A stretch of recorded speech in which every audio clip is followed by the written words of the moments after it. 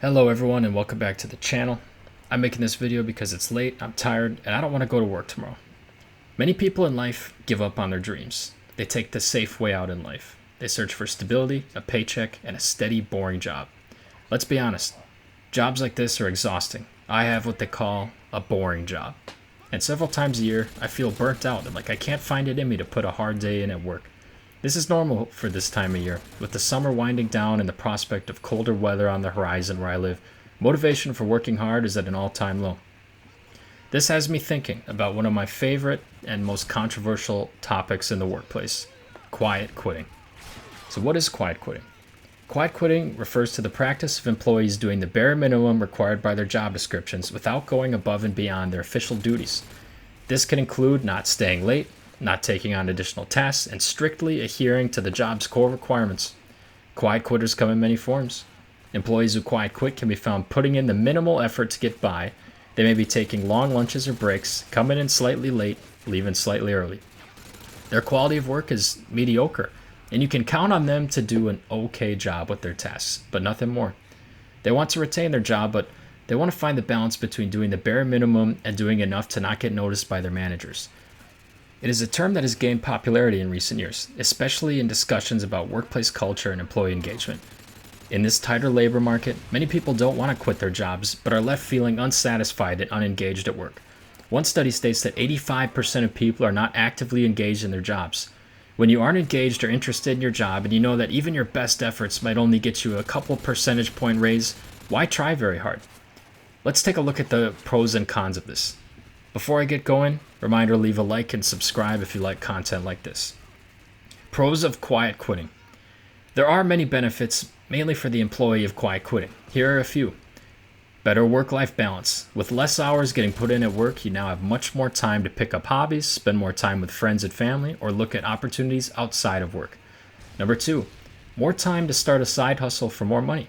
Instead of dedicating 20 extra hours per week just to get a small raise or promotion, you can dedicate that time to a side hustle that has potential to make you more money or eventually quit your job. I believe this to be a major driver of a lot of ambitious quiet quitters. Number 3, less stress, more preservation of energy. If you remain emotionally detached from your job, you will stop getting stressed and irritated over the day-to-day activities of your job. Remember, you don't care about being highly successful, just good enough to get by. And finally, you can maintain income at your job. If you quit your job, quit your job, you don't have the income. But if you quiet quit, you're still getting paid very similar to the high achievers in your current role as well. The income remains steady, although you probably won't be getting any raises anytime soon. Now, it would be remiss to not mention the many cons of quiet quitting, of which there are many to both you and your employer. Number 1, developing a bad reputation. If you quiet quit, you may develop a terrible reputation with your coworkers and organization. They'll know you as someone who does mediocre work, and you won't be thought of favorably for raises, promotions, or other opportunities even outside the company. Number 2, you're harming your coworkers. Your coworkers who still work hard might become agitated with your low level of effort. There's nothing more annoying to a hardworking person than someone who's lazy at work. They'll often have to pick up the slack from your detachment in the workplace. Number 3, the risk of getting fired. Depending on how the severity of your quiet quitting is, your boss is likely going to catch on, especially if there's a sudden difference in your performance from before. You're likely to be placed on PIPs or performance improvement plans, get disciplinary action, or even, in the worst case, fired. Number 4, more stress, possibly. If you need the income from your job, and almost everyone does to a certain extent, the stress of maybe getting fired is not a great experience as opposed to a good employee with a better job security. Believe me, if you're quiet quitting and lazy, you will be the first on the chopping block if layoffs arrive. Another one, less opportunity and less raises. It goes without saying that if you aren't trying very hard, you won't be getting those large raises or promotions. You'll be limiting your future opportunities at that company and possibly beyond with your refusal to do good work at the workplace. And finally, you're harming the company.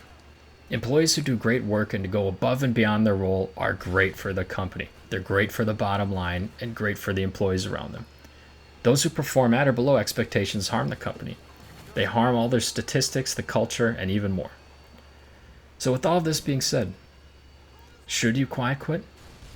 I'm going to give my opinion. I find this as a sad phenomenon that reveals a major problem in our work culture. There are two main problems at play here. Number one, unengaged employees, and number two, a very slow and inefficient pay raise structure. There's been times in my career where I've felt a lot of disengagement, especially during times when you get put on a project that you're really not interested in. The first major job switch I had came from a scenario where I was making less than almost all my coworkers, despite doing a lot more work than all of them. The system in place only allowed me for a 5% raise, even if I did the best I possibly could. In these situations, I became highly unmotivated to put in extra work that wouldn't yield much in new opportunity or new money, so I left. I'm not sure how to fix the engagement problem, but I will address my thoughts in future YouTube videos. The pay raise system also doesn't do the best job of rewarding high-performing employees, and that's why a lot of people job hop after every few years. I believe that when you do a job, you are not obligated to go above and beyond if you don't want to. You're obligated to do the job well and meet expectations at the minimum. How much you do beyond that should be optional. There are pros and cons to going above and beyond, and the risk you take is the opportunity cost of doing more rewarding things. For example, with this YouTube channel, I could be spending this time trying to get better at my job, but I just don't think that's going to get me anywhere. Maybe a couple percentage points raise, like a little bit of extra money, but I enjoy this, and who knows with YouTube, anything can happen. My main problem with quiet quitting is that if taken too far, it harms your colleagues at the workplace and your company. You can develop the reputation of someone who does mediocre work. The world's smaller than you think, and you may harm yourself outside of your company as well when your current coworkers leave. If there's one thing I want you to take away from this video, it's this. If you do decide to quiet quit, you need a plan and to understand the why behind your quiet quitting. Fix the underlying problem. If you want to be an average employee at work so that you can maximize time with your family or start a side business, I see this as okay. If you're quiet quitting because you don't like your job or employer, you should switch jobs or explore opportunities. Quiet quitting can harm you, but I see it as a necessary evil if you have other priorities outside of work.